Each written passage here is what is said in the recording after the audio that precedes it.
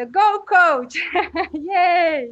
Bridget is PCC, and she's also a public speaker and partner in achieving ultimate success in life, career, and business. Bridget is extremely skilled at helping her clients reach their personal and professional goals, set new ones, and reach those too. Bridget has been certified by ICF as a professional coach, and she has received her certification from the IPAC. And I know a lot of people here also graduated from IPAC, so she's one of those of you guys. Uh, Bridget is an accredited life coaching program receiving over 340 hours of hands-on training. Bridget also received her degree in business marketing from the University of South Florida and master's in psychotherapy from Argosy University. Along with professional coaching, Bridget has spent over 15 years managing business development, sales, and marketing for large Fortune 500 financial services corporations. Bridget firmly believes in the power of every human being to tap into their natural born ability and gifting. And in doing so, we will find the ultimate happiness in life that we are all here to pursue. So beautifully said. We're so, so excited and grateful that you made it today. And the floor is yours. Please, Bridget. Thank you so much, Anastasia. And thank all of you for having me. I do not take it lightly to be invited into spaces and to have my presence with you.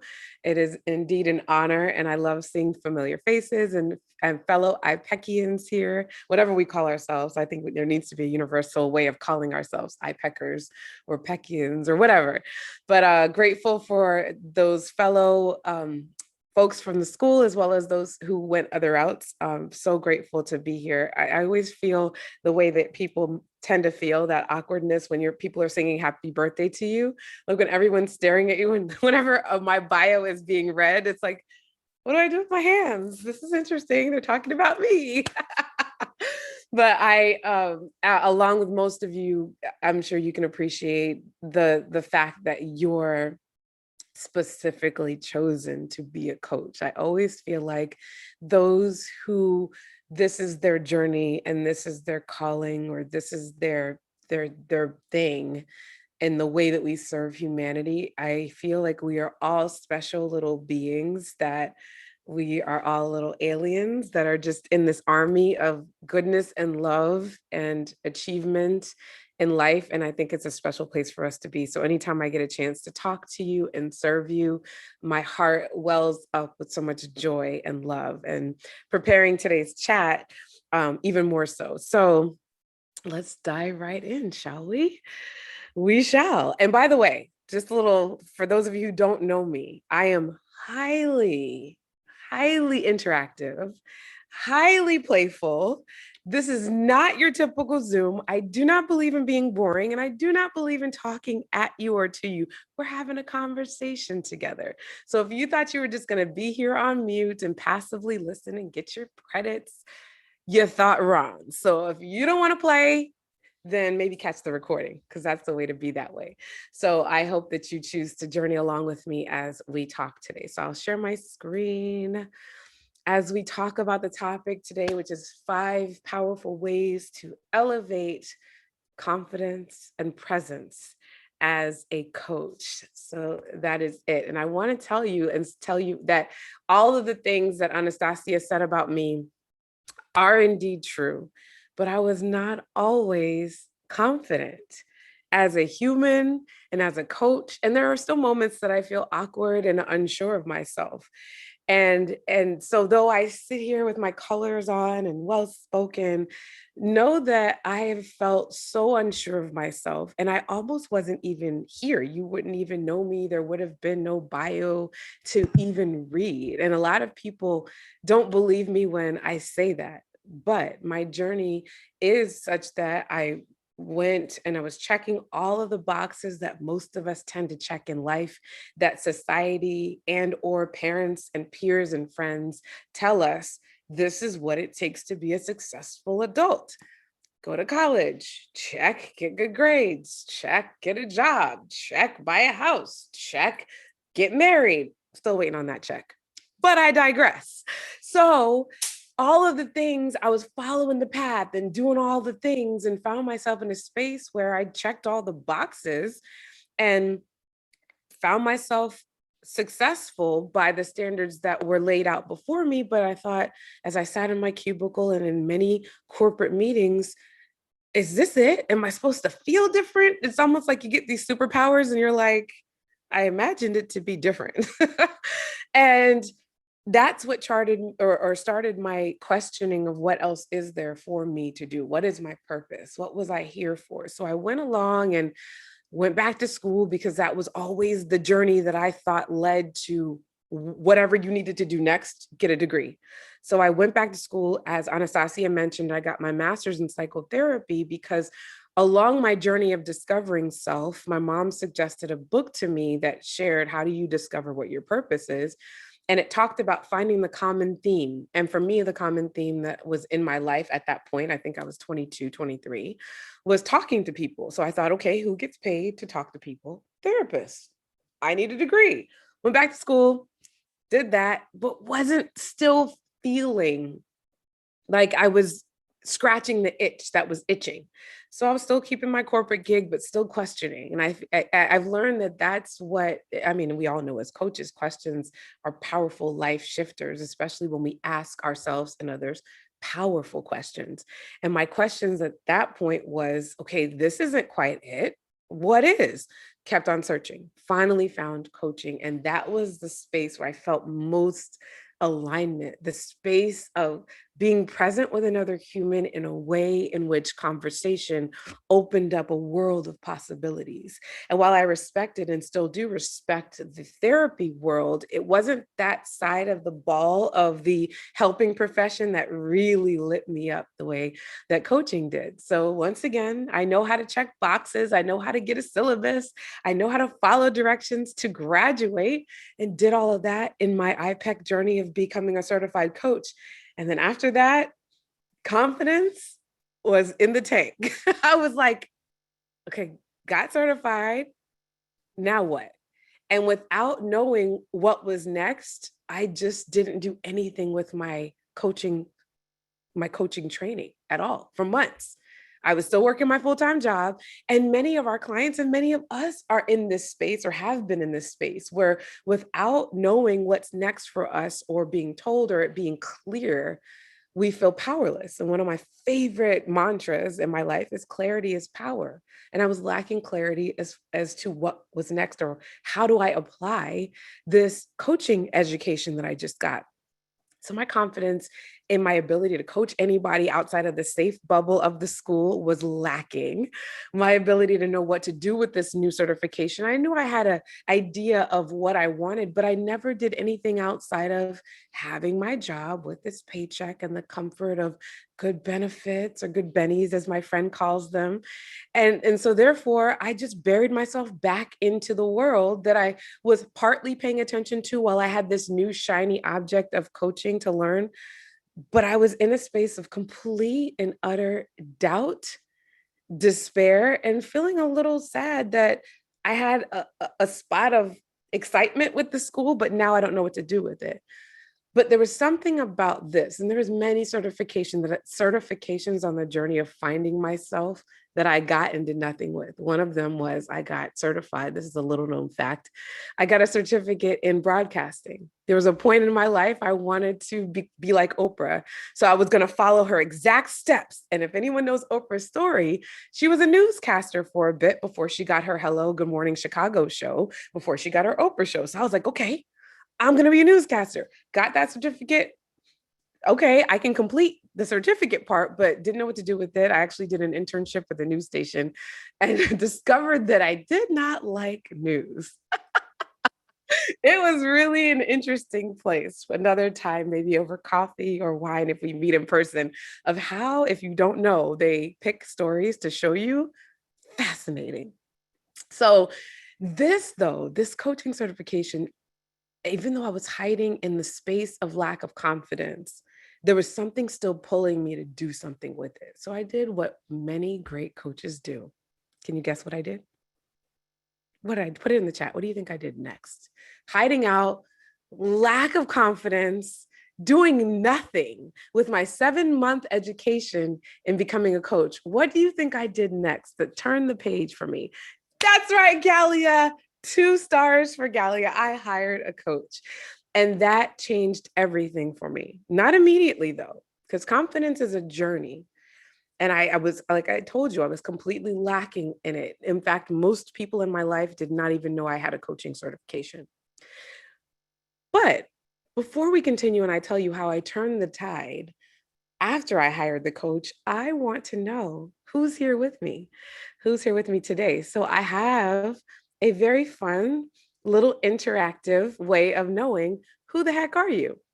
So here's how we're going to do it. Go to, all right, let me see if I can copy and paste this. I think I can. I'm going to put it in the chat.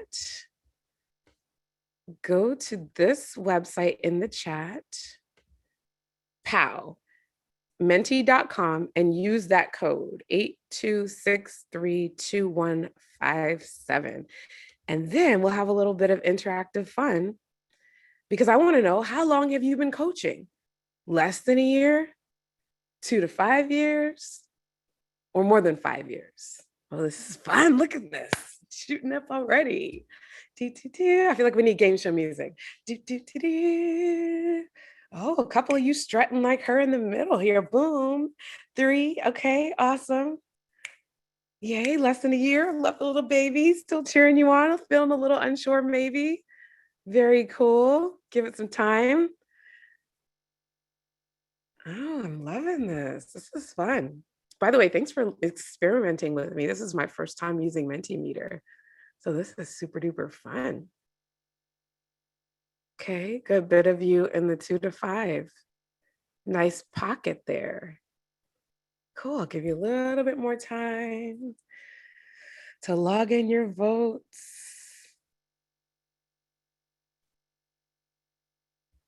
And we'll close it out in 5,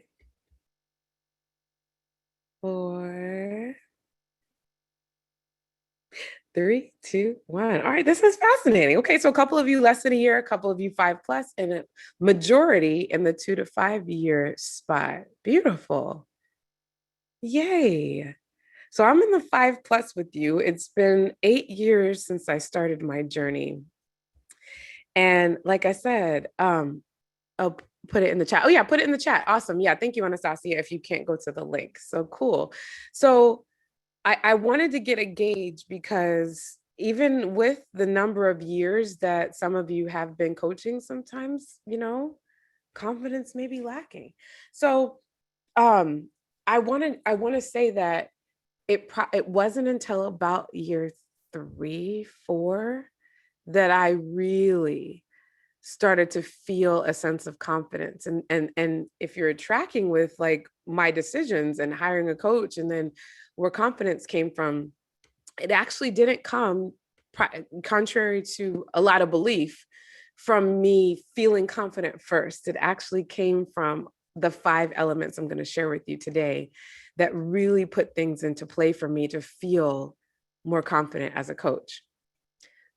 Before I felt confident, though, this little book here, Coaching Questions, A Coach's Guide to Powerful Asking Skills. Put a 1 in the chat if you have this book by any chance. I want to know if any of you have the Coaching Questions book. Yay, Alia, Claudine, I do. This is so cool. We're just all alike. Isn't it awesome? So that was one of my first coaching purchases from Amazon. I love this, that I'm not alone. Jan also. Hey, Jan Sintner. So good to see your familiar names out here. So yeah, so this book was my coaching Bible in the vat of my lack of confidence. Is unconfident the word? Let's make it up. Because when you're confident, you can do that. You can make up words. I would study this book. Oh my gosh. Well, first I would pray that anybody that I dared say, hey, I'll coach you, would cancel. Pray that they would cancel. And when they did, I was excited because I felt completely inadequate. And like I did not know what I was doing. And I prayed that they didn't show up. But when they did, when they didn't cancel this book, my nose was in it. And I was studying, I would study, and I would study. And the challenge with this is that's the author, looks nothing like me. I am not Tony Stoltzfus. Tony's probably a great guy.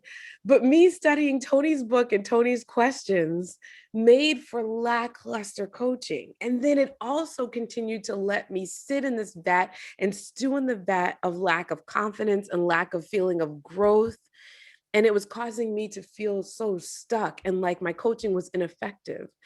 And it wasn't until I started to really trust myself. You see my big old brain here, and really trust my brain and not Tony Stoltzfuss's brain, that's when it really shifted for me and it shifted for my clients. So that's kind of the unofficial, before I get to the 5 ways to increase your confidence and presence as a coach, this is like way number point 5 is just beginning to trust yourself. It's going to feel shaky. If you've ever watched a child learn to walk for the first time, it's not stable.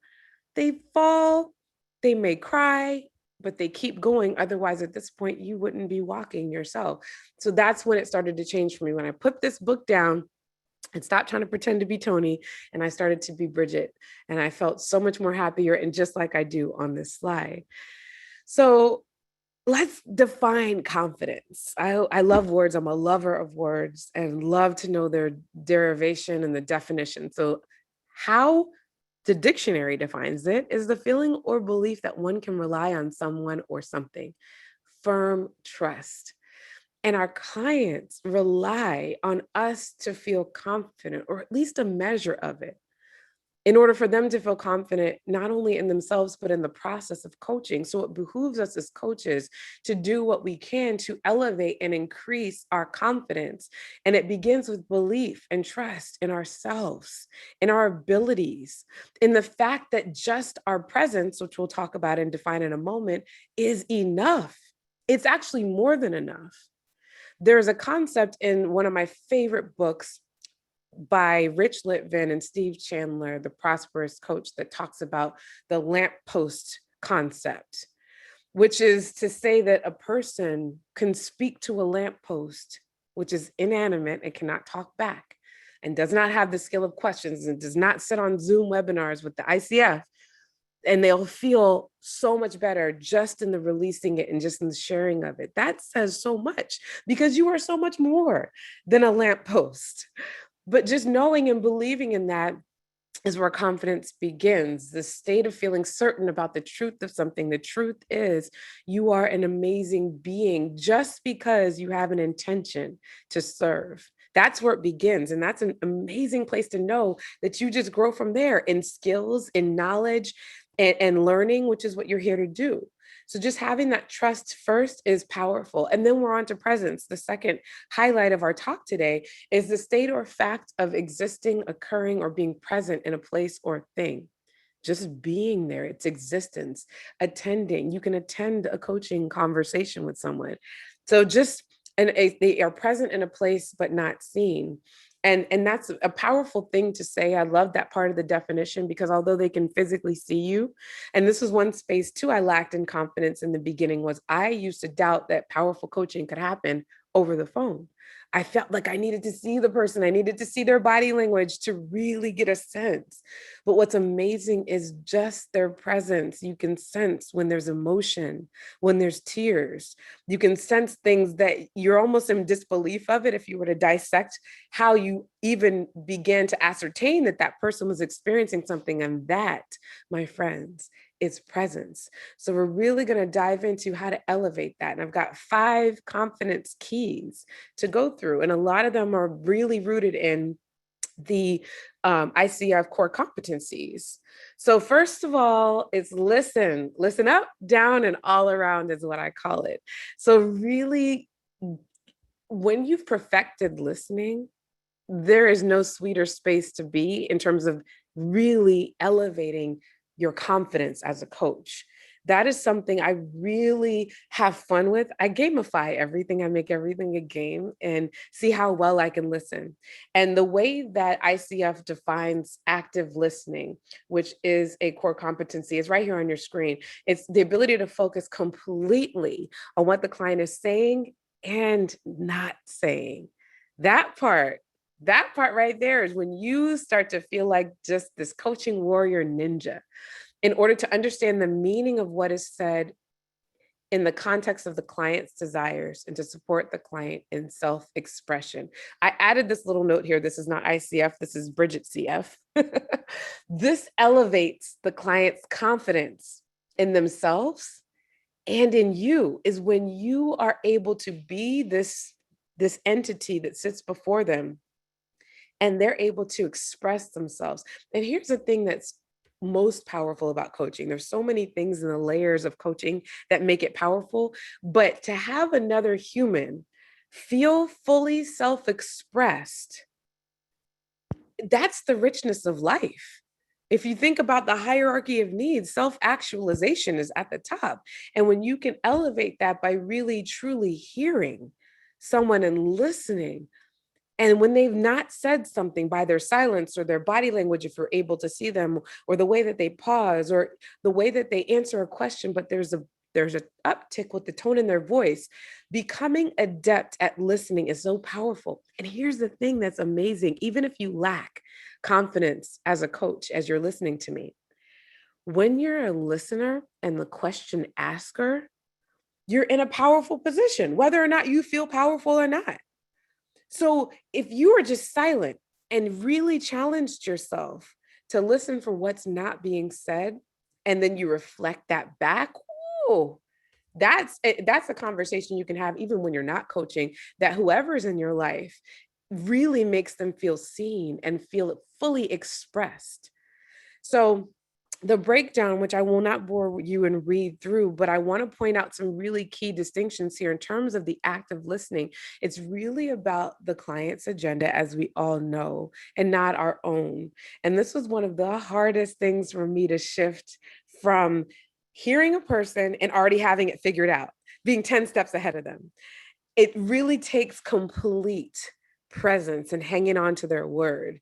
And I do it. And there's almost sometimes I get into this intense stare and a bit of a stupor listening to really hear between the lines of what they're saying. They hear their concerns, their goals, their values and beliefs. And I actually have a beautiful document that I use sometimes. I used it in the beginning. I used to put my paper in this formation to help me to start to listen really keenly to these 4 things: their goals, their values, the beliefs about what is possible and what's not. That right there unlocks the keys to the kingdom of anyone you're talking to. Because when you can respond to that, when you clearly know the goal and or help them to clarify the goal, because a lot of times there's dirt around it. You're almost like an archaeologist. If you know archaeologists that are finding the fossils, they have to clear away the dirt around it to really get to the form that's before them to determine what was this thing. That's what we're doing as coaches, listening to clear away the extraneous things to really hear what are they after. And our questionings can get us there, and our listening can get us there. The values, what they really value, because that's what drives them or doesn't. What their beliefs are, again, what drives them or doesn't. And also beliefs can be shifted or elevated. And especially when you're listening to what they think is possible and what they don't think is possible, because then you can determine what their blocks are. Can really, the words, tone of voice, body language is humongous. I was talking to a client today, actually, and I asked him, I said, what is your belief, if any, spiritually? This is how he answered the question. You mean about God? I said, yeah. I mean, whatever your answer is, I don't have anything I'm looking for. What are your beliefs spiritually, if anything? And that there's God. And I said, it's interesting you're answering it with a question at the end of it. He didn't even realize it. So me reflecting back, his tone of voice, there's something about languages, especially the English languages, which is my primary. And I'm sure every language has it, where when you ask a question, your voice goes up. Sound unsure goes up. If you're very confident and sure, it's this is what I believe. Those are the tiny nuances that make all the difference for them understanding themselves, as well as you, the coach, understanding, so that you can be the leader in this conversation in such a rich way. So also really encourages, accepts, and explores and reinforces their expression. So the spaces where they come across as confident, pull that out. Many times we just talk. All of us just talk. And well, I can say if I were to group together much of what my clients have said, it's the mirror that I provide as the coach. That's the most powerful thing, because without someone saying back to you what you've said, you don't know what you say. So that summarizing and paraphrasing is essential. Clarity is power. Integrates and builds on their ideas is beautiful. The bottom line is exceptionally rich, especially when your clients are really story givers and chatters. And that takes a lot of confidence to really interject and say, hold on 1 second. You're giving me a lot of story. And it took me a while to do that. But when you can really help them help themselves, powerful. And really, this space is huge as well. Venting and clearing a situation without being judged, without any attachment, but really listening to them. That's what makes me really think about that lamppost concept, because a lot of times people just need to be heard. And there are typically no other places in a person's life but in a coaching relationship that they have the opportunity to truly be heard without a person saying, that's crazy, or I agree with you, or I disagree with you. And that just clips their ability to really express themselves fully and powerfully, such that when they leave your conversation, especially if they're having it over many weeks and months with you, the way they show up in the world is incredible. And they're never the same after they've coached with you. So that piece, the first key of really exponentially building your confidence as a coach, is really sharpening your listening muscle. And again, clarity is power. So I have a story for you. So this is old Bridgette. It feels like an entire lifetime ago. Oh my gosh, I look interesting. I've even gotten cuter. Confidence makes you get cuter. Okay. I just want to let you know. You just want to improve your looks, start with listening and be confident. But this is what I used to say consistently. I just want to own my days. I just want to own my days. If you met me back in 2000, between 2002 and 2000, let's see, 16, when I finally left, this was the drum I was beating without knowing what I even meant by it. And it wasn't until, so remember my story, I told you, I went to college following all the rules of society of success and felt very dismayed at landing in the spot that I was shooting for and didn't feel like I thought I should feel. And so then I came to this, I just want to own my days, because I felt like I didn't own my days. And it wasn't until I journeyed through this coaching thing and then started going into hiding and then hired my own coach that my coach said, you keep saying that. I didn't even know I said it all the time. But if you pay attention, active listening, you'll pick up. Humans are very repetitive. And like my good friend Oprah always says, people will tell you who they are if you just listen. And a lot of times she's saying that in relation to romantic relationships or just intimate relationships or familial relationships. And that's true. But my, oh, my coaches, that is so true of coaching. And when you elevate your listening and you know how to really pick up, put back, that unlocked the key. So when she said, you keep saying that, what's up with that? It was like, I kind of sat back like, I do keep saying that. Clearly, I mean something by it.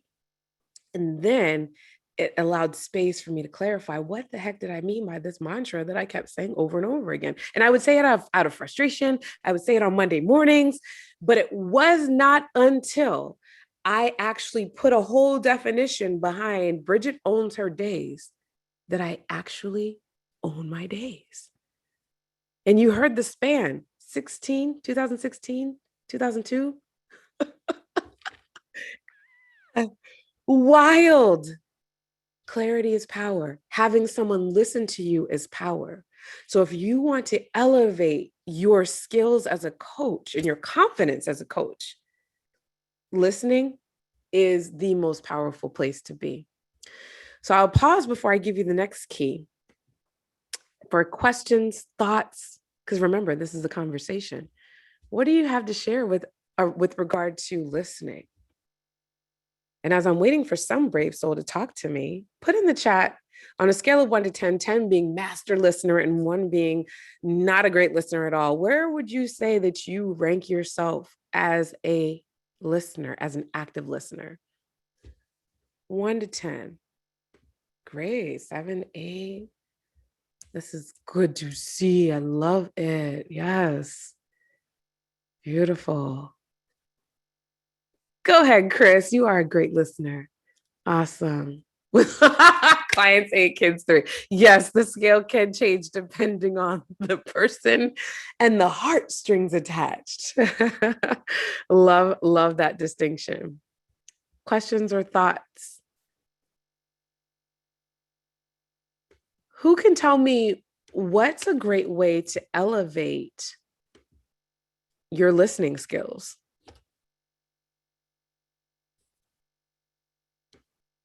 Yes, Chris, journalists, you miss nothing. Journalists are great. Practice presence. Anastasia, beautiful. Meredith, practice. Yes. Jan, thank you for raising your hand. I like to speak to humans, not just read the chat. Hi. Hello, Bridgette. First of all, I think you should write the book, Bridgette.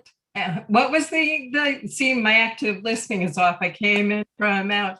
So you said something about the days? Yeah, I just want to own my days. Okay, Bridgette owns her days. I love that. Sully's That's it. I love that. Okay, that's the title of your book. Thank you for that. I needed that inspiration. And as far as active listening goes, I think for me, I'm really into the positive intelligence a lot with Shirzad Chameen, and it's a lot about listening to myself too. Yes, I love that. That, and I think one of my keys addresses that, but that builds confidence. Because when you listen to yourself, then you're willing to take a chance on responding to self and then trusting it, because now you're gathering evidence to support I can trust myself. That's confidence. And it's the intuition. It's the listening to the intuition, and then I can feel it and I can hear it from other people. Rich. That is worth $1 million right there, Jan. Thank you for sharing that. Yes, I will tell you, there was a time early on in my coaching when I was still in the building of confidence stage, which I still am. It's an ever-going goal of mine. But this was really super early. I think I was still being a parallelpreneur. I was parallel career with coach with my corporate career in insurance. Talking to a woman, she lived in Chicago, and my intuition typically has either pictures in my mind or a voice that tends to come from one side or the other. And I'm talking to her, and there was just this light little word that just kept coming up. And it's just subtle: dance, dance. And it had nothing to do with anything we were talking about. And there was part of me for the first few minutes was just swatting it back. Like, what is that popping in my head? But to Jan's point, I just went with it. I risked sounding, and this is my own self-judgment, silly, stupid, off topic. The client saying, what are you talking about? But taking that risk, confidence. So I said, I've just got something. You mind if I share something that's just coming up? I don't know if it has anything to do with anything, but dance. This woman says, oh my gosh, I am 67. I just had knee surgery. And I've been feeling so down about the fact that I've had this surgery.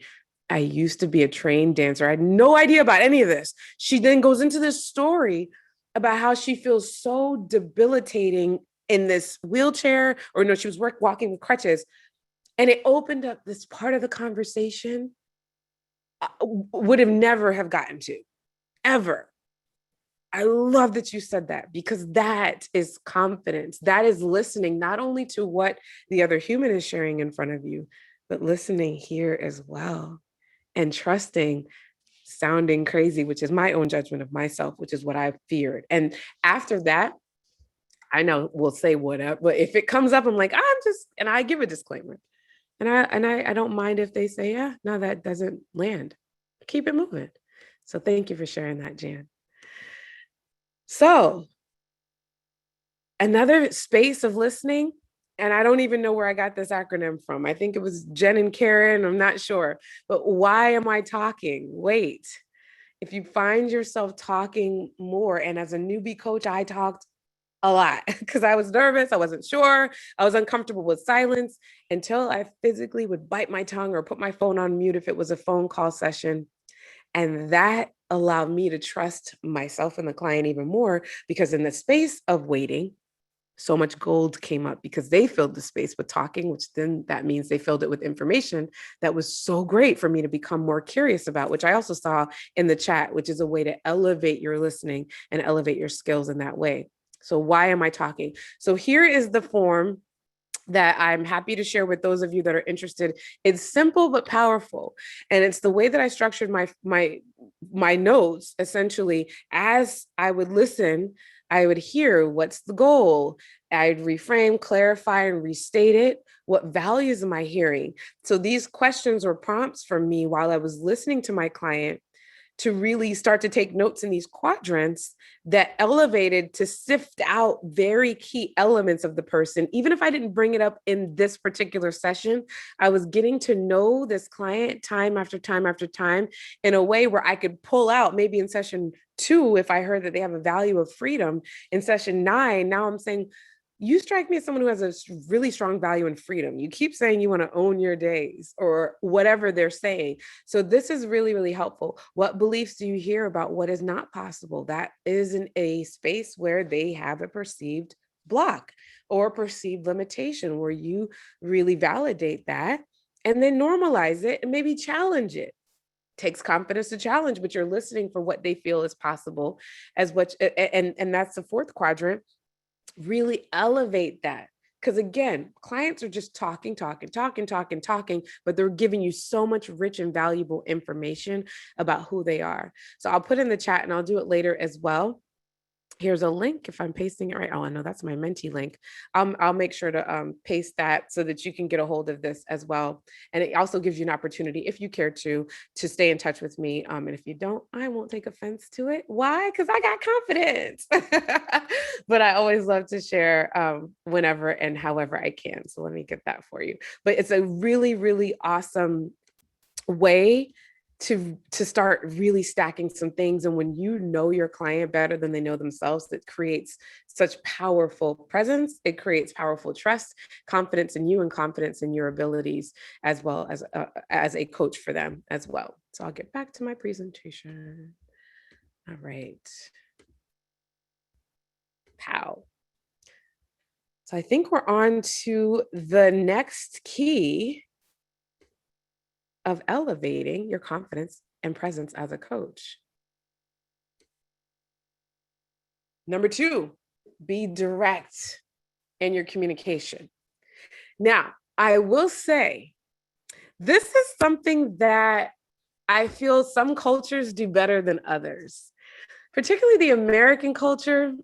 It's fascinating to me how there's this politeness and beating around the bushness that tends to happen, and this level of perceived sensitivity that causes some coaches to refrain from saying certain things that, quite frankly, need to be said, can be said, that are jarring, that might make a person blow back.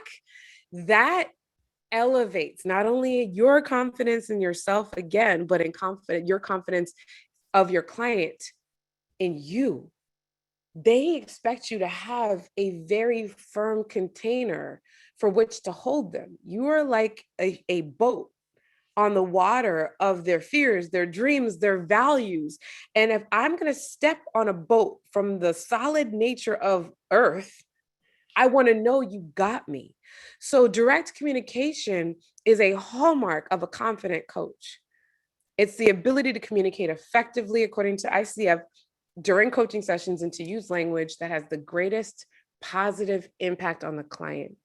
And I'll tell you, being direct, a lot of times in all of our niceness and wanting to be liked and our love of people, we're afraid to be courageous enough to call a thing, as my friend Ian Levan Zant says. There are times where I've had butterflies in my stomach about what I'm about to say to someone because I fear that they're going to take offense to it, not like me, and all the other things that I make up about it. But it's in that fierceness of communication. I call it high flame coaching in my world that has shifted the game for people. When you are very direct in your communication, and a lot of times, because as you all know, I do train for IPEC, I meet a lot of students that have a lot of questions. And one of the most popular questions is, what if I feel this and the client's doing this? Have you said it? No. Why not? You are an intelligent, incredible being. Some of you, like me, love sarcasm or love humor, or you're Captain Obvious. You can be that way with people you love and you're comfortable with. Bring that to your coaching. There's a level of not being afraid to not be liked that elevates and expands the client experience and your experience as a coach. When you have a thought that jumps into your head, and you can do it respectfully. I'm not saying be disrespectful. In fact, I sat in a conference back when we used to be able to gather in 2017 with Michael Neal, who is a coach of all coaches. I could listen to him talk all day. He wrote the book Super Coach, as well as a couple of other books that are awesome as well. And he wrote on the flip chart, and I'll never forget it. He was talking about the elements of coaching. And he wrote, I forget the second word, but he wrote the word, I won't say the whole word, but he said a-hole. And I think he wrote loving or wanting to be liked. And he said, the most powerful coaches know how to balance the two. That he said, some coaches become coaches so that they can become just blatant a-holes and they're just rude. And some are way, way, way too nice. He's like, when you can really tilt the line, and although you don't necessarily need to label yourself as that, because I don't call myself that, but I am a fierce, honest person. And it's the times that I have felt the butterflies of fearing not being liked, but was very direct in my communication, that it created the most powerful shifts. And it elevated my confidence in me, and it elevated the client's confidence in themselves, to the point where I no longer fear my client saying to me, oh, I can't stand you right now. I'm like, yes, then I'm doing my job, because your job is not to be their friend. It's not to make them comfortable. They can get that any place else.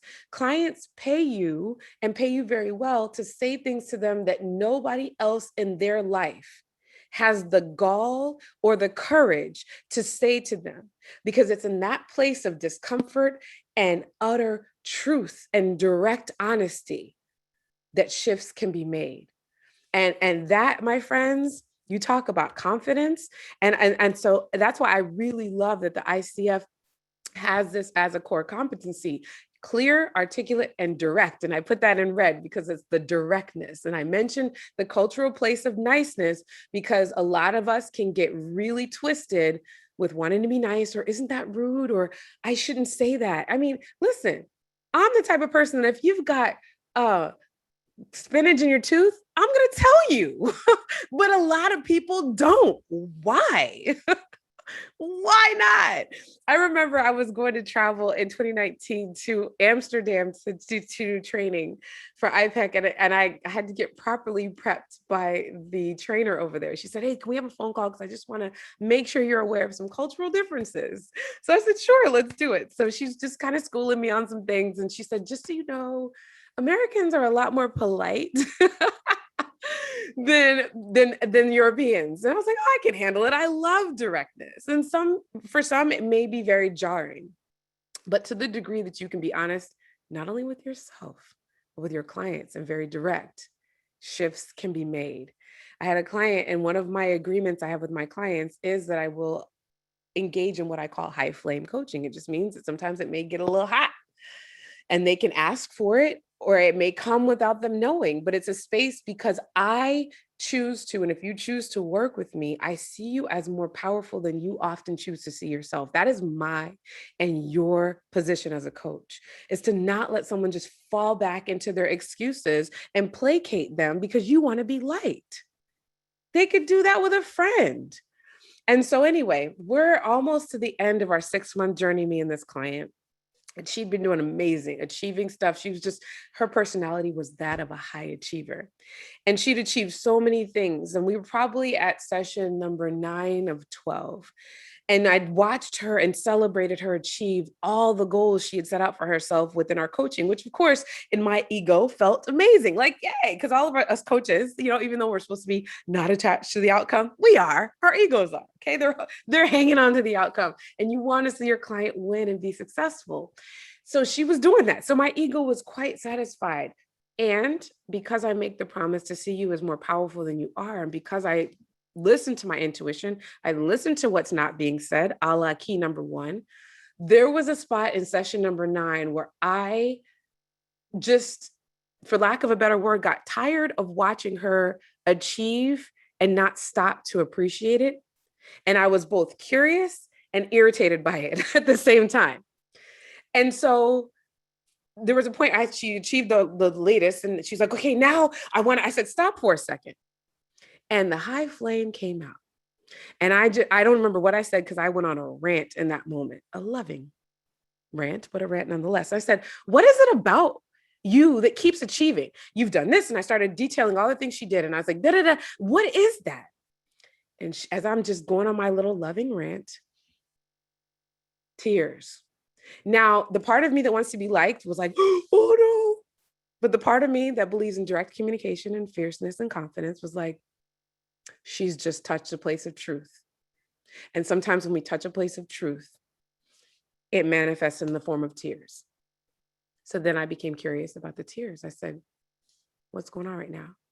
It unlocked a box once again we would have probably never have gotten to in the sessions remaining, where she was able to see a pattern that had been going on since childhood.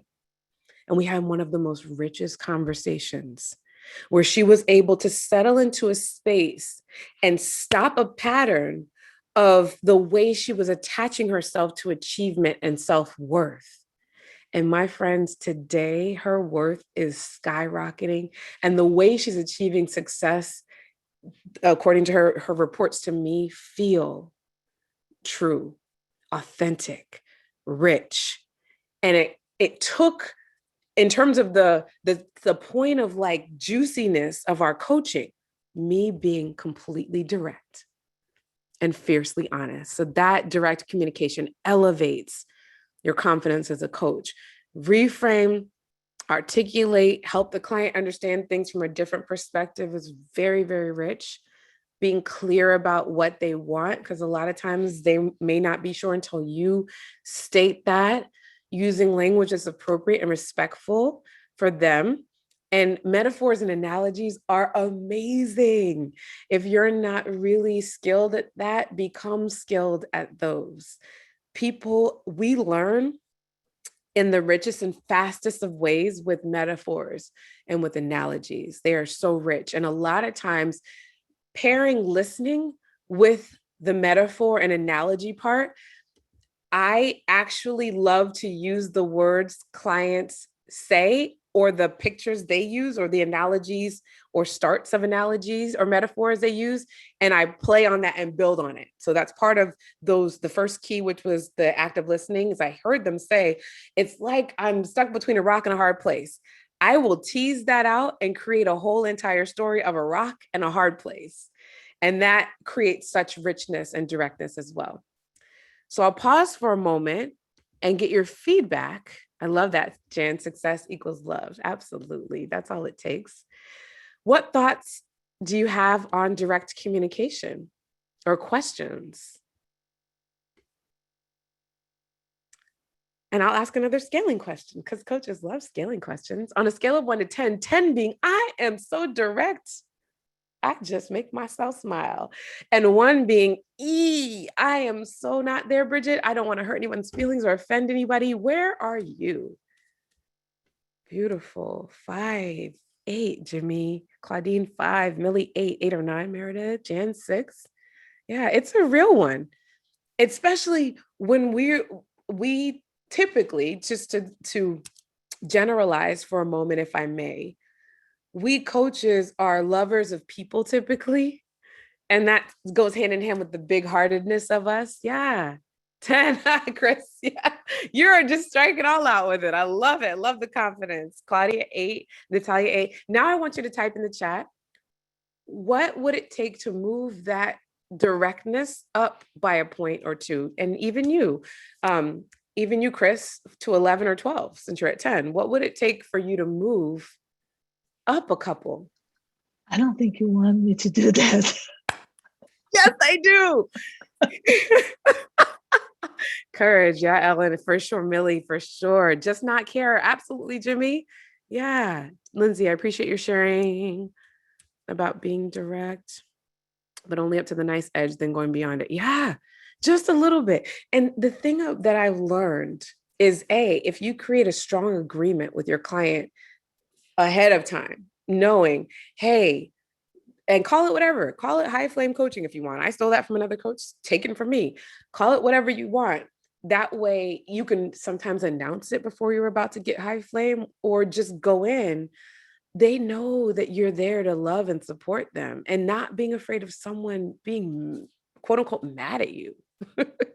Sometimes we got to stir it. Yeah, Jan, more and more coaching, confidence in my intuition, for sure, Claudia. Beautiful answers. I love that. Yeah, trust your intuition and say it. Say it. What is the absolute worst that can happen? So if they get mad, they can handle it. Trust the person you're talking to manage their own emotions. Yeah, absolutely. Courage not to cross the imaginary line. There is no line. When everything is done in love, there's no mistake in it at all. Even if it's hard and difficult, you can do hard things. I love these responses. Thank you. Thank you for talking to me in the chat. So yeah, so that's there. See what else I got for you. Number 3 of 5 ways to improve and elevate your confidence and presence is the greatest gift. It really is. Just your presence and your energy being in a space is the greatest. It's the ability, according to the ICF, to be fully conscious and create spontaneous relationship. And I love that word, spontaneous relationship. When I was preparing for this and thinking about that, I thought, oh, that's fascinating. They didn't just say relationship, but spontaneous relationship. And what do you suppose? I'm so curious. What do you suppose creates spontaneous relationship with someone? What creates spontaneous relationship? Authentic.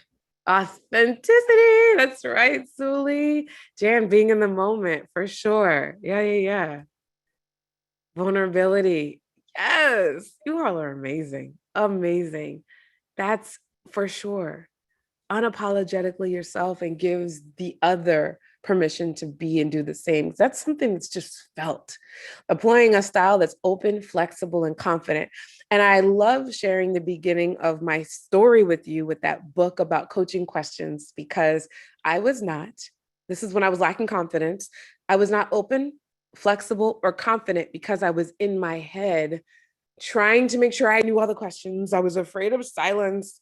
I didn't want to say the wrong thing. I didn't want to not know what to say. When I shifted into trusting myself, listening, it took some time to become direct and trust the directness and trust people not liking me. This part though, creating spontaneous relationship, is just showing up as yourself and knowing yourself and knowing the elements and the flavor that makes up you. For me, I love fun. I love communication. I love to ask curious questions. I love humor.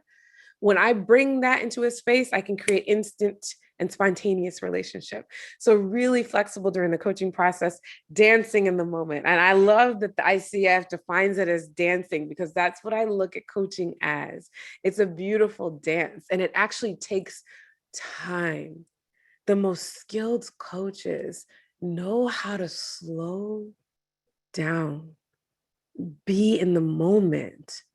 I can always tell either a novice or a coach just lacking confidence in the moment when they're rushing to action. Okay, now what are you gonna do about that?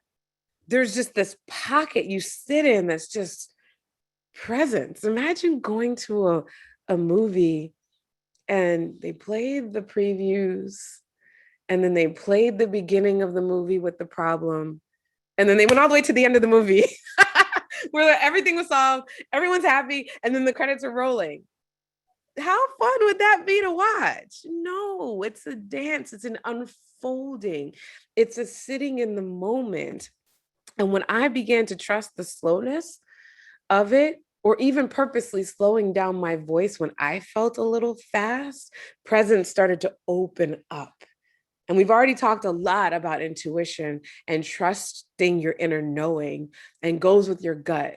Love the way the ICF worded this. That is the richness of coaching, because it also invites the gut and the inner knowing of your client to show up to the session too. If you're constantly in your mind and logically thinking through things and trying to get to a place of action because your ego needs to see them moving, there's not the spaciousness for that realization of self and the trusting of self, not only for you, but the client as well. Not knowing. Oh, it's big. How many of you are confident with not knowing? If you are, say I am. If you are not, say not me, not yet.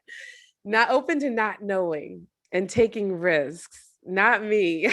I got you on that one. You've been 10s all across the board, Chris, but I got you. Yeah, absolutely. It's just hard. I know nothing, says Jimmy. Yeah, Claudia, that's excellent. Galia, that's amazing. Suli, fantastic. That's where the richness also comes from. And a space of my own growth of confidence as well is not knowing how. There's been times where I'm in the beginning of a session like, where is this going? I don't even know. Are we going to solve this? And then I need to just literally take those thoughts and toss them behind me and just be here and see what shows up and trust that wherever you get to is where you need to be. Taking the risks, and that goes along with the being direct, is a huge risk taker. See many ways to work with the client, chooses in the moment what's most effective. There's times I've come to sessions prepared and need to let that go for what's most effective in the moment. And I love this one. Uses humor effectively to create lightness and energy is amazing. Be funny. You don't have to be the funniest person in the room, but when those times when you can laugh with the client or laugh at their human ways are a little like, well, why would you do that? It really creates a sense of lightness. And fun fact, laughter helps the learning process. If you ever have been in a situation or a space where the trainer or the person delivering a talk had humor and you're laughing, there's a sense of openness that comes with that, where you probably retained what that person was saying a lot more than a person that was more stoic in the way that they spoke, along with storytelling, which is why metaphors are a very rich way to really coach a person as well in a space of confidence. And time is flying, so I need to not just sit in the pocket so much, but keep going, but really confidently shifts perspectives and experiments with new possibilities for own action, demonstrates confidence in working with strong emotions, and how to self-manage as well, which is a very rich spot of confidence, and really knowing that there's nothing wrong. And if there's a space where you still have work to do for your own self as a human being around what you define as emotional or crying, or you don't like crying, or you do, or you make it mean something, then that's some work to do as well to elevate the confidence and the space that you create that's solid and steady for a client. So 4, we've touched on this a bit. Key number 4 out of 5, believe in yourself. Absolute believing that it's possible, believing that the type of coach you want to be is possible, the type of coaching clients that you want to connect with on a regular basis is possible, the type of whatever, fill in the blank, has to be present. When I was in the space of hiding for the many months and not doing anything with regard to coaching, there was at least an ounce of, I can do this. And I needed to employ a coach and many coaches, because I did so and invested for about a year plus to really posture enough confidence to really put myself out there. But just a tiny bit of belief in self can go a long way, but really elevates what you want to be and how you want to show up as a coach, and believe that what you want is possible. And here's how you reinforce your belief, is by gathering evidence to support that it's possible. One fun thing about this presentation you're enjoying today with us is that these elements and these 5 keys are not just for you as a coach. These are some things you can instill in the clients that you engage with and you work with for their own confidence, for their own presence, because what human doesn't want to feel confident in any space that they enter, or to be a presence that actually adds value to whatever space that they live in. So know that these 5 keys are not only for you who I'm talking to, my friend, but also for the people that you touch as well, and helping them to reinforce their belief, gathering evidence. That form that I shared earlier with quadrant number 4, where it talked about what are their beliefs around what's possible. A lot of times it's very subtly said, but if you're listening intently, you can hear what they believe is possible. And when people have unshakable beliefs, it could be in a faith, a religion, it could be in something about life, but if you're listening for it, or even if you ask for it, if you tease that out, and then challenge them to start putting that on the thing that they feel like is impossible or there's a block for, and then begin to gather evidence to support it and stack it like Legos. Oh my gosh, their world opens up. So just not for you only, but also for the people that you touch, is a belief in self and belief that it's possible. So what evidence have you gathered that you are a confident coach and that you have a presence? And how can you continue to gather that as well? How can you continue to constantly elevate, create habits, and create rituals to grow your confidence? And I'll tell you, my number one habit is ABC, always be coaching. When I was hiding out and not coaching at all, but like wanting to, but scared to death to do so, it was taking a challenge to actually put myself out there with all of the butterflies and robins and birds flying in my stomach, and all of my desires for people to cancel their sessions with me. But it was me committing to always be coaching, to no matter how much I touched it, even if it was just the shoulder. If you desire to have a relationship with another human, being in touch is an imperative part of that. So if you want a relationship with this love of coaching, constantly being in touch with it, it elevates your power, it elevates your confidence, it elevates your ability to have presence. And many times we want to have the confidence before we step into the practice of it. It actually goes the other way around. Step into the practice of it. And then with repetition becomes the mastery. Repetition is the mother of all mastery. So if you always be coaching and you're in the habit of it, no matter how much little of your life you dedicate to it or more, you will be a confident coach that has some presence. And finally, key number 5 is increase your average. So you didn't think you were going to be doing some math today, but let's have some fun with math. Everybody's favorite subject. So take out a sheet of paper, or you can do this on your phone or your device.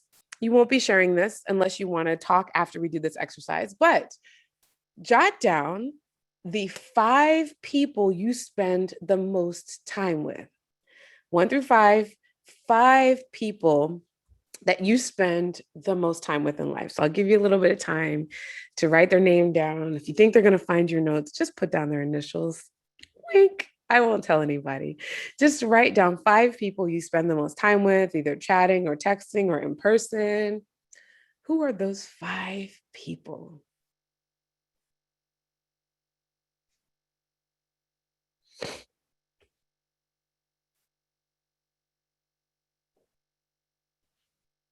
Okay.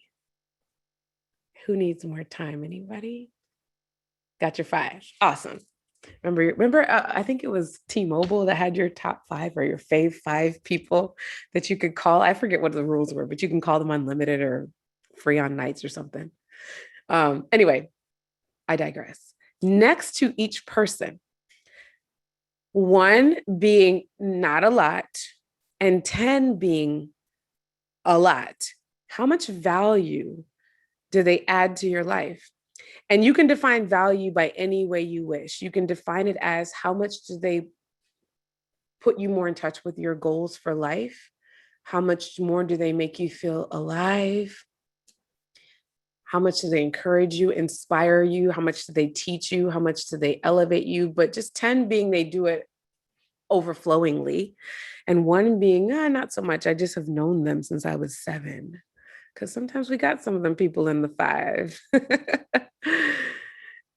Absolutely. Everybody counts. Adult children count. Anybody that you spend the most time with, they can be ranked as well. Oh, that's awesome, Ellen, that your NYU professor taught you weight. And her name is cool too, Kale Evans. I like that. I may go to the courts and change my name to Kale. I'm good for you because I'm Kale. Oh, cool. He was a former Army person. That's awesome, Ellen. Thank you. It was he, not a she. I like that. All right. So everybody have their people and their number. Now, this is where we do the math part. Add it all up, add everybody's number up, and get a total.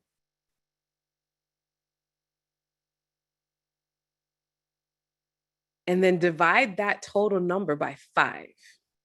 And then type in the chat what your average is. 7.4, says Jimmy, the math whiz. Gold star for Jimmy being the first one to answer. 6, says Sully. Awesome. 8.4, Meredith, Jacqueline, 6. 8.4, 6. Cool, Ellen. Millie says 10. Awesome sauce. 8.4, Anastasia. I wouldn't expect anything less from coaches now, would I? Although it could be. There's no judgment at all. This is one of those exercises that's very self-reflective. It could be cliche, the saying that you're the average of the 5 people you spend the most time with. But how many of you have ever put a number to that saying and actually assigned a number to divide by 5? How many of you have ever put the number to those people, to each of those people, and then divided it by 5, which is creating an average? Because that is very telling. That can elevate or deflate your level of confidence in yourself, your belief in yourself, is the people that you hang around. One of the most hugest aspects of my shift from being completely in obscurity as a coach, completely afraid of moving and doing it, to actually owning my days as I desired and doing it full time and doing it with success, was the people that I decided to be around on a more regular basis. I love my friends. I have different rings of friends. I think Google used to have something called circles, where you could put people in circles depending on where you met them in life, because we typically have, oh, these are my friends from here or there, but not many times do all the circles go together. And I had started to realize that I was spending a lot of time when I was in obscurity in a chat on Facebook with people that were working a 9 to 5, miserable about it, and spent the 9 to 5 in the chat sharing gifs and memes and funny videos the entire day. Now, was it fun and funny? Absolutely. I was giggling my butt off. But now they kind of make fun of me and know, because they're like, oh, here goes Bridgette. She flies in, laughs at things 10 days late, and then she disappears for another 10 days. But there's just a difference, and there's no judgment. That's where they want to be. That's where they choose to be. That's where they feel they have to be. But when I did this exercise and averaged how much they were propelling me toward what I wanted in my life and how much they weren't, I had to make a shift. And besides hiring coaches and going to different programs to elevate my confidence and my belief and my desires, I also had to shift the 5 people that I hung around the most. And I joined a mastermind, and we met every week. And I started joining other coaches doing way better, even though that's a judgment, but they were doing way more than me, were things where I was like, how are you charging that much? And guess what happened? That started to become my norm for charging, because of the people that I hung around, because you're the average of the 5 people. You know, Ellen says, I realized later in life that some of my high school friends lowered my confidence and self-esteem. It can happen. And again, absolutely no judgment. Everyone is where they are and where they should be and where they want to be or not want to be in their journey. There comes a place where we need to look at ourselves, trust ourselves, question ourselves, and make intentional choices. So thanks for having some math fun with me, everybody. So collaborate and connect. I already mentioned this. Be intentional about being a part of a group or community of people who are getting it done, who are confident coaches, who are not only more confident than you, but also people that are also wanting to elevate their confidence, because that's this great space to be, to not only support other people, but also to learn from other people and glean from the people that are well ahead of us. So absolutely an amazing place. And so here's the bonus. I already gave the link earlier, but I put it in the chat again, which is that downloadable document, as well as just keeping in touch with me if you choose. And if you choose not to, I love you even the same. So investing in your own coaching and personal growth is paramount. You've heard that part of my story, which was what turned me around and got me out of the closet of hiding and feeling completely lacking confidence and fearful that I could do it, and then started to employ those keys that I went through earlier as well. So reframe failing, huge. Reframe is first attempt in learning. There's a ton of things I've done that just flopped. I remember I was like, I'm going to do a group coaching. I created a whole web page for it. I got stock photos. I talked about it, and I was waiting for the signups and waiting for the signups and waiting for the signups, and nobody signed up. So I just quietly just removed the web page and, learned that that wasn't the direction I needed to go, and tried something else. So that elevates your confidence, as well as not thinking that just because something doesn't work out means that you are no good and you can't do it. And I will just say, this is it. If you're not there already, and many of you I saw in our poll earlier have been doing this for a few years, which is excellent and amazing, but to the degree that you feel that you could elevate and expand your confidence, and contemplating the keys that we talked about today through the listening, the direct communication, through the belief in yourself, through trusting the presence of the session and being present and not needing to talk, and trusting that it unfolds sometimes slower than you and your ego wants, just begin. If you've stopped, begin again. Begin again and begin again, and keep on beginning. Because again, not only are these things that I'm sharing with you imperative to your own growth as a coach, your own confidence as a coach, these things that I'm sharing with you are transferable to your clients as well. And when you embody, it's the embodiment. When you embody this sense of confidence, the people that are naturally magnetized to you and to your world that want to glean that from you, they get it from your modeling and from your embodiment. And all you need to do is begin and begin and begin again and begin again. So, who's up for a challenge? Yay! So, completely your choice, but I'm issuing those of you here and those of you listening to the recording a challenge. It's a 30-day challenge, and you can do it on your own merit, or you can keep in touch with me and let me know how it goes as well. But is to just, for the sake of, they can call this challenge, no matter what you've got going on in your practice or not, is announce that you are, elevating presence, elevating confidence. You can call it whatever you want, but just to announce it for the next 30 days to just coach. ABC, always be coaching. Coach more than you normally have. Coach some people that you haven't had. See a need, meet a need, whatever it is, but just announce it, coach, and then celebrate. It's as simple as that. A challenge is what got me really going from, I can't do this, I'm scared, I really wish you would cancel your session, let me study these questions in this book, to, I can do this. I love doing this. I love connecting to other humans. I love elevating my confidence to then elevate another human's confidence in front of me. It's the richest, most beautiful gift. So if you choose to accept the challenge, type I accept in the chat, and I'll be looking for you to accept this challenge. It's just a 30-day coaching challenge. And it's awesome too, because National Coaching Week is coming up, I think next week, 2 weeks from now. So it's perfect. You can even in celebration of that, you can call that your challenge. Because I will tell you, in the space and time we're living in right now with the pandemic, what it's caused a lot of people to do with their lives and with their career and their businesses, and to question their purposes, your ability as a coach is directly aligned with the need of so many humans having their world stopped and turned upside down and twisted in an unexpected way. So get out there. I love all the I accepts. I'm so excited. I'm so excited. Beautiful, beautiful. Very, very cool. I love that you're willing to play, and please keep in touch with me to let me know how your 30-day goes. So that is it. Yay. I've got a couple more minutes to spare. We can play. We can do anything that you like. I'm happy to answer questions on anything under the sun. I am also happy to and open to coach anyone who wants to be coached around confidence or on any other topic. Whatever you'd like. Let's spend the last few minutes together. And those are the ways that you can keep in touch with me. I hope that you do. And before I dive into our playtime together, I just want to give an official thank you to Anastasia. Thank you to Galia for making the connection. Thank you to all of you who chose to spend your very valuable time in your presence with me.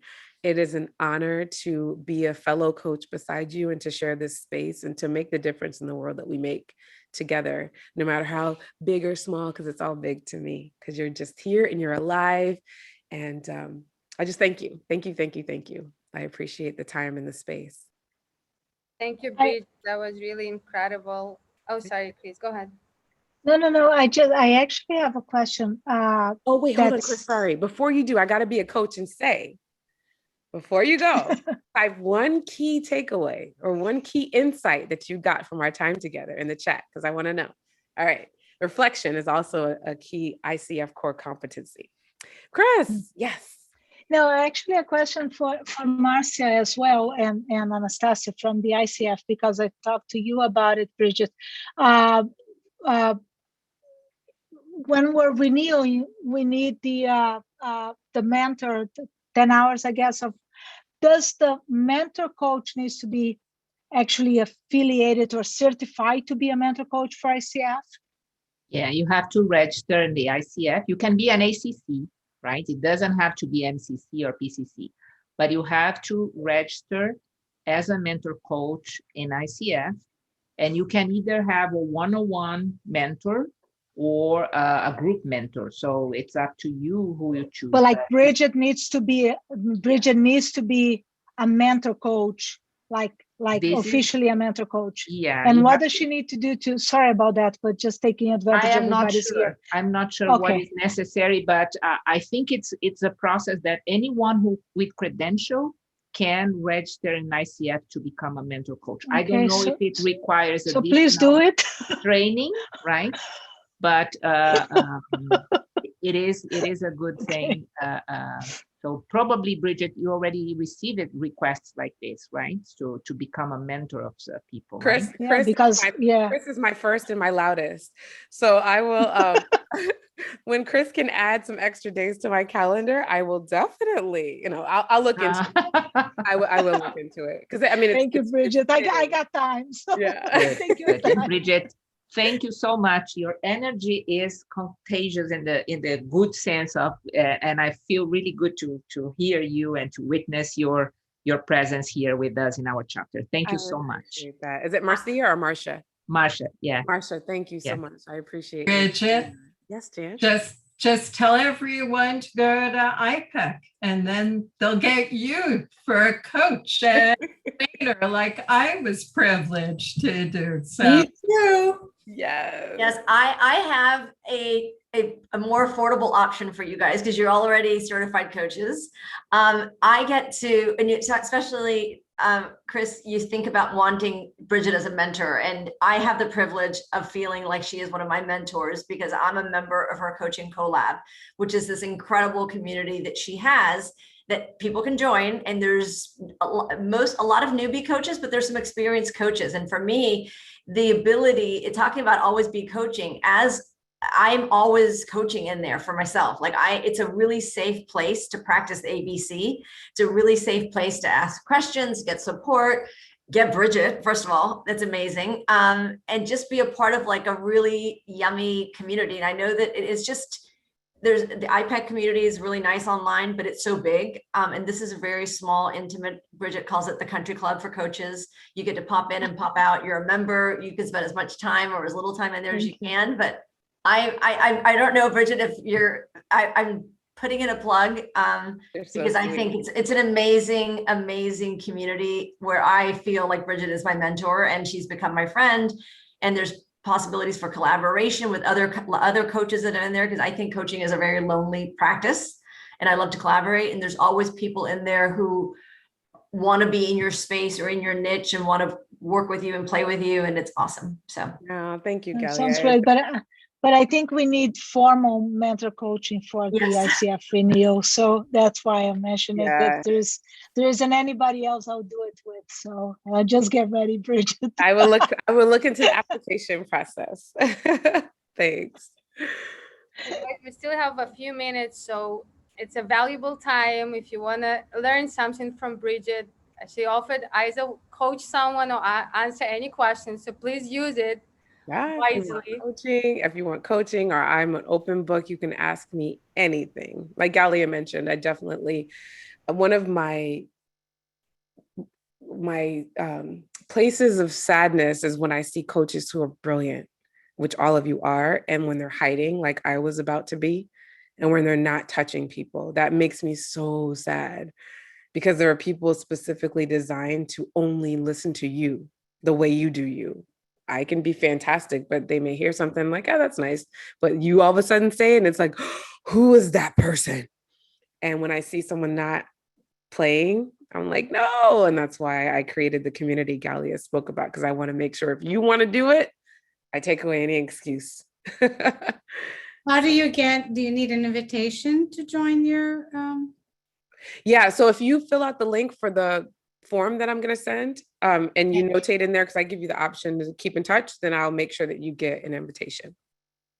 I'm already asking for one. Well, I will give you one, Suli, for sure. And me too. I think I got something in the past, but didn't really look into it. Thank you. I absolutely Thank you, Galia. Be happy to. Anything? You have any questions? You coaches have no questions. You can even type it in the chat if you want, if you don't want to talk, if you're being shy. I gotta tell you, I have to share this with everybody. Your teaching and your presence was so important in my decision to become a coach when I was going through some difficult times, that I really felt the value of all that you gave, and you know that. When I went to Atlanta on the last Mod 3, you weren't able to be in Miami. You were going to be in Dallas or something. And I had to be in Atlanta. And I went with this other I was so sad that I had to miss my group. But oh my God, it was a difference like night and day. And I owe you by being your energy and your presence and their ability to attract all that a coach can be to what you gave as a teacher. Thank you. Thank you, Suli. That means so much to me. I appreciate you. I truly believe, I don't just say it, I believe if love is at the core of what you do and how you share it, even if it's high flame, even if it's direct, even if it's not said because you're just present, but you're emanating love, it can be felt. And that's what my entire intention is. So it means the world when I hear feedback like that, because it means that I'm completely aligned with who I intend to be when I show up in any space that I do. And it's not to say I don't have road rage or I don't have moments where it may not look like love, because I'm human. But it brings tears to my eyes hearing that feedback. So thank you, Suli. It's true. All the women have made it very clear that Bridgette is amazing, and for those of us that are IPEC grads, we've all been exposed to many coaches, and I will say the only coach I've ever heard anyone talk about afterwards is Bridgette, because she gets we've all had 6 coaches, and the only one that I've ever heard anyone talk about afterwards is Bridgette, because she's the realest, she's the lovingest, she's like, it's just amazing. It's a special moment to be there in that.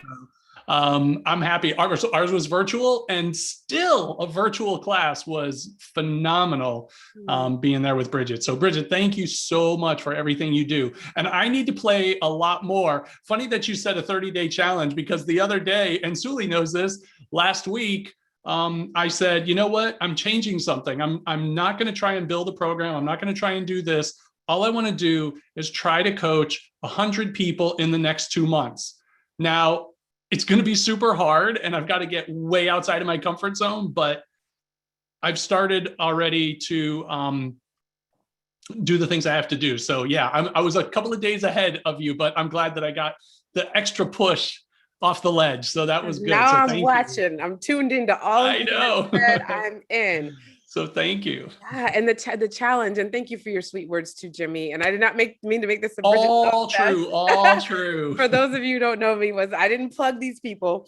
But seriously, take the challenge, make it playful, gamify it, make something that you track your 100 people or your 5 people or your 10 people or whoever. Make something fun to track it. You can do an adult coloring book where you color certain parts of the picture for everyone you coach. When you make it fun and you attach it to a game, it takes the heaviness out of it that we sometimes can do as adults. We're like, oh, nobody said anything to my post or what else. But just put it out there. Anyone open to a confidential conversation that'll change your life, and be bold enough, direct enough, and confident enough to say such a thing. Because it will. Because even just you creating a space where you just listen to them, if you're on Zoom or on the phone and you're like, yeah, okay, what would you like to do? Is more than most people have in terms of a conversation. And I've learned we take this world of coaching for granted, and we think that everyone knows what we know. And sometimes I forget that most normal humans that aren't coaches, when they just get asked a couple of curious questions, they're like, who are you? You know, you can be in line at Starbucks and ask a couple curious questions that just unlock something in their heart or their mind and their spirit. And that's all it takes. Yeah. Offer that to people. It's a gift. Bridgette. Yeah.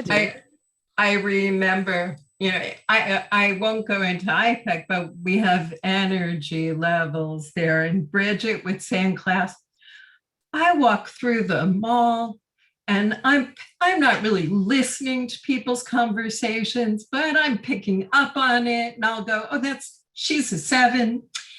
That's a 2, a 3. You remember that, Bridgette? Yeah. I remember all this stuff. Supermarket. Yes, everywhere. Here, remember? It is so fun. Challenging yourself, elevating your confidence, and listening to humans from a different way than you normally would. It's so amazing. Like, oh, what emotion am I picking up? Having the emotion wheel open, like Google emotion wheel, to broaden your vocabulary of words that we feel.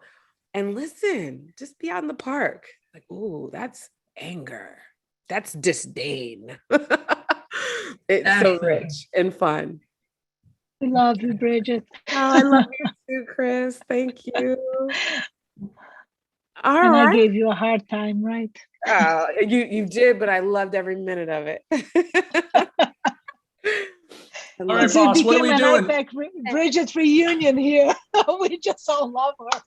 I love you guys too. Hopefully I can meet you all in person one day. But definitely keep in touch. I think I shared my contact info, but I'll share it again.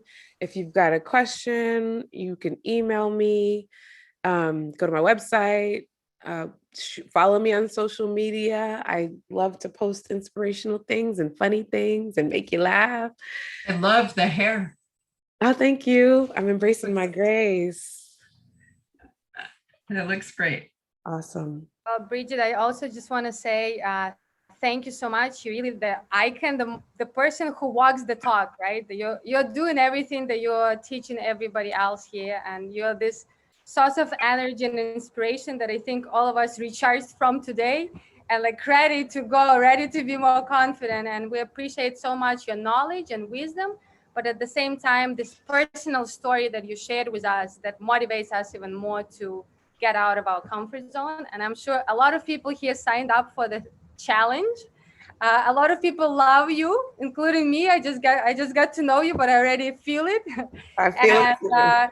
Maybe you can follow the Chris request and get a little bit of this mentor, become a mentor coach also, because I'm sure a lot of people would benefit and would want you to be the one who can lead them. Yeah, I'll look into it. Thank you so much. And thanks Thank again you. for having me here Yeah. today. I wish you all tremendous joy in everything that you do.